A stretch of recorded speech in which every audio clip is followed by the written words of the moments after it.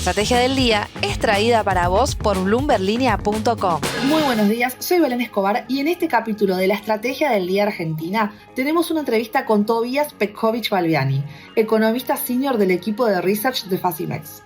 Buenos días, Tobías, muchísimas gracias por participar de la Estrategia del Día Argentina. Comienzo preguntándote cómo evalúas esta calma cambiaria por la que está atravesando la Argentina en la primera etapa del año. Bueno, a ver, la verdad que el arranque del año fue muy positivo en términos del frente externo, el frente cambiario. Por un lado, arrancó con un programa de acumulación de reservas que arrancó a buen ritmo. De hecho, el Banco Central ya compró más de $2.000 millones en lo que va del año. Creo yo en lo personal que el Banco Central puntualmente está aprovechando los flujos favorables. Creo que hubo flujos de carriers y emergentes, que un poco se vio en la apreciación que vimos en la moneda de la región. También tuvimos liquidaciones de deuda corporativa offshore y particularmente el crecimiento del crédito privado en dólares, ¿no? Yo creo que las compras se explican principalmente por esos flujos favorables. Sí, lo que estamos viendo es que por ahí el equipo económico está mostrando como cierta cautela, ya que la emisión monetaria vinculada a las compras de reservas está siendo esterilizada a través de las licitaciones de deuda en pesos del Tesoro. Entonces, un poco en resumen eso, yo creo que la acumulación de reservas parece explicarse más bien por flujos favorables que por una fuerte recuperación de la demanda de dinero, ¿no?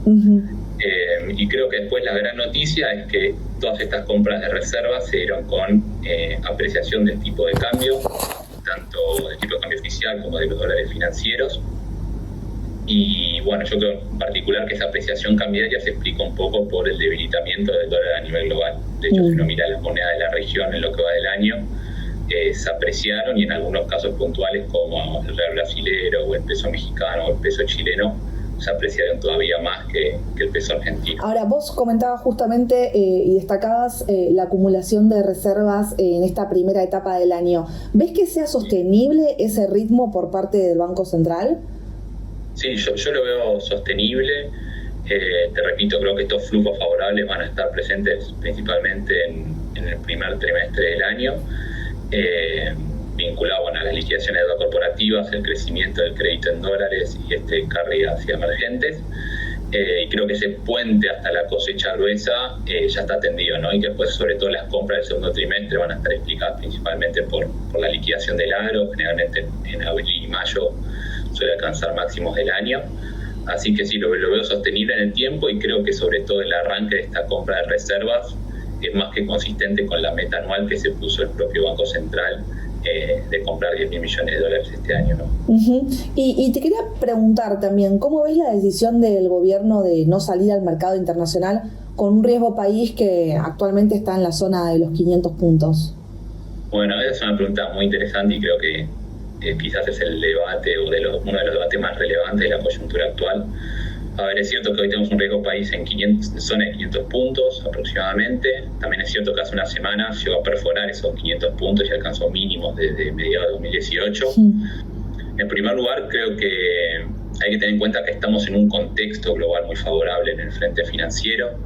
Si uno mira los spreads de deuda de países emergentes o de países emergentes high yield, o actualmente están en mínimo de las últimas décadas, ¿no? O sea, creemos que ese plano internacional hoy es muy favorable, y hoy con un riesgo país en zona de 500 puntos básicos aproximadamente, yo creo que en lo personal Argentina está en condiciones técnicas de recuperar el acceso a los mercados globales.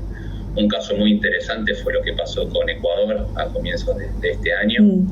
Ecuador básicamente colocó $4.000 millones en dos bonos internacionales, pero creo que lo más interesante es que recibió ofertas por $18.000 millones. Estamos en un contexto global donde hay apetito por deuda emergente, y por ahí Argentina se perfila como el próximo candidato natural a recuperar ese acceso al mercado global.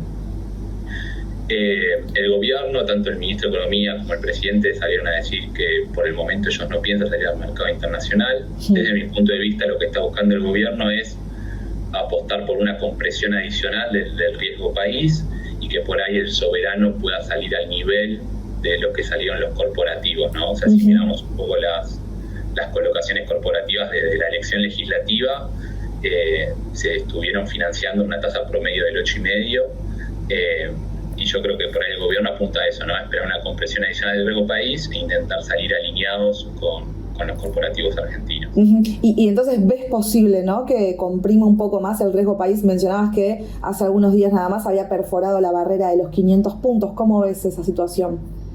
Sí, yo sigo constructivo con la dinámica del riesgo país. Creo que a medida también que se consolide esta acumulación de reservas, el riesgo país va a tener espacio para seguir comprimiendo.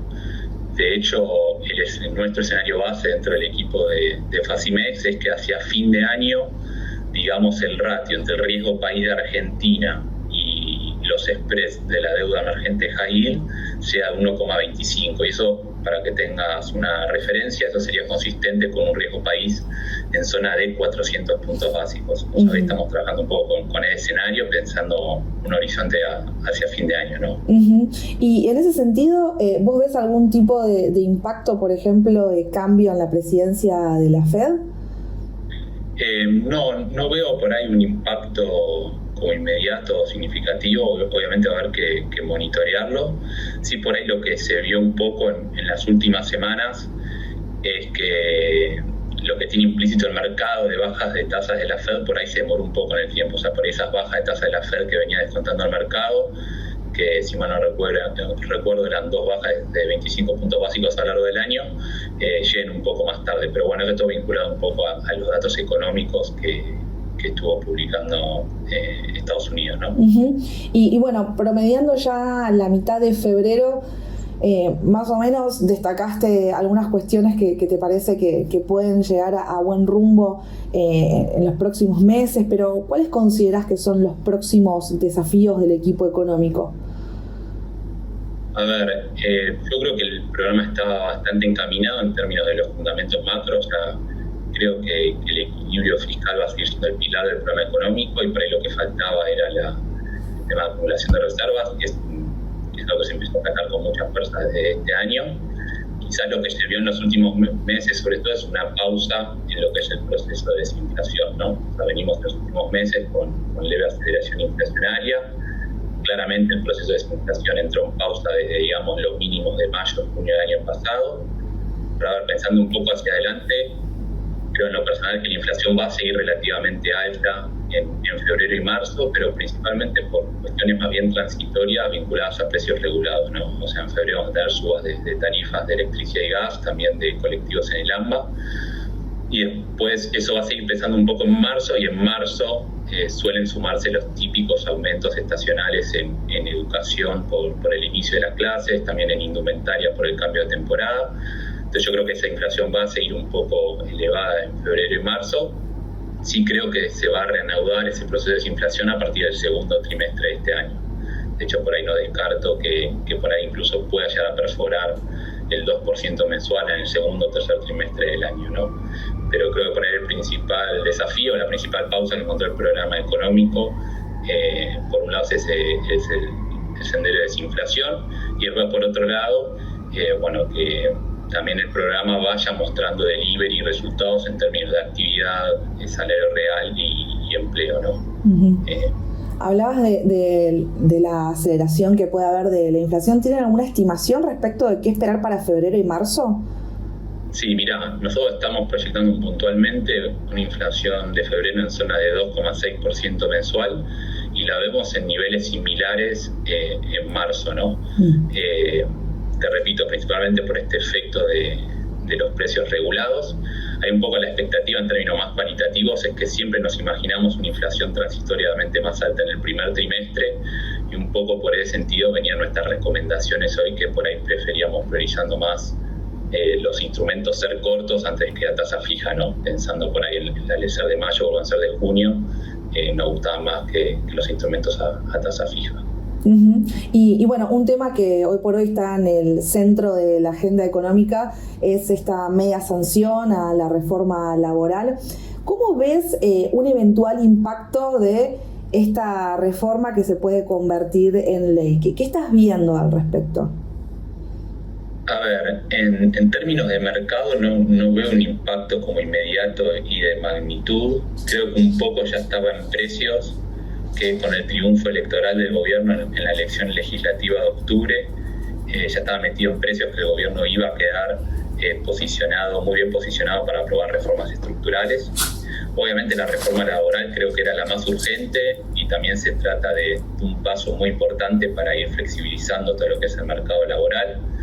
Sí, por ahí interesante destacar que, finalmente esta media sanción que tuvo en el Senado, por ahí se terminó aprobando una versión que era un poco más diluida de lo que era el proyecto original, pero particularmente destacar que el costo fiscal de la reforma laboral ahora va a ser un poco más acotado, porque básicamente no se bajó la alícuota de ganancias, ¿no? Del 30 al 27%.